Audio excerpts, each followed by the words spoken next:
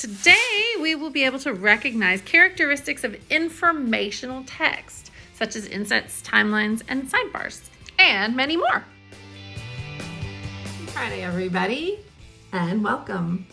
Before we begin, I heard about the problem with Savvis. A lot of us saw this message when we tried to log into Savvis and do our work. I did too. Not to worry, you can have all day today to finish yesterday's assignment. Just make sure that when you're in Savvis, when you're annotating next to the paragraphs, you highlight the word you want to discuss and then write it in the margin. Then click save. Don't forget to click save. If you're not annotating directly in Savvis, I have also provided that graphic organizer that's optional. You can write directly in there instead if you want. You do not have to fill in all those spaces. I provided that so you could choose which paragraph you wanted to generate questions and write them next to. Don't forget to write the main ideas too. On to Friday's agenda. Guess what day it is? I hope you remember. It's book commercial day. It's my favorite day of the week.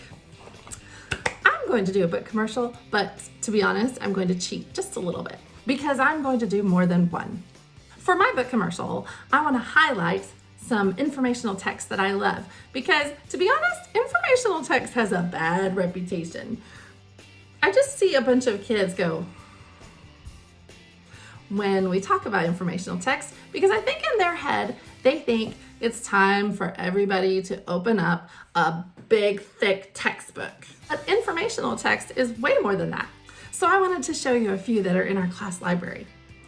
If you're into chemistry and science, you might like this.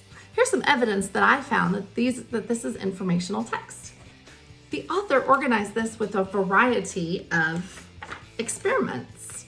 You don't have to read this from beginning to end. That happens a lot with informational text. Maybe you're interested in history.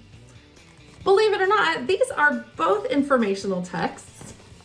I was able to infer that this book was informational because I noticed that in the title, this is a war that really happened. The 10 greatest battles.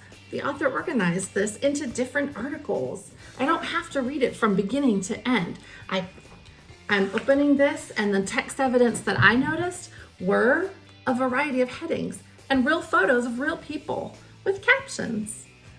Another graphic I noticed was a map.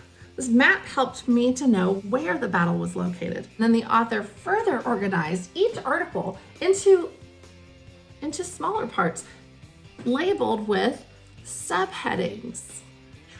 I love this. So I know to look at the subheadings before I start reading. That way, I'll have a hint about what I'm about to read. Maybe animals are your thing. Are you into Shark Week? The author also put in these graphics to help the reader to understand how far down in the ocean each shark goes. Or this graphic, which is the map that shows the reader where you could find sharks. Here's a fun informational text. Animals nobody loves.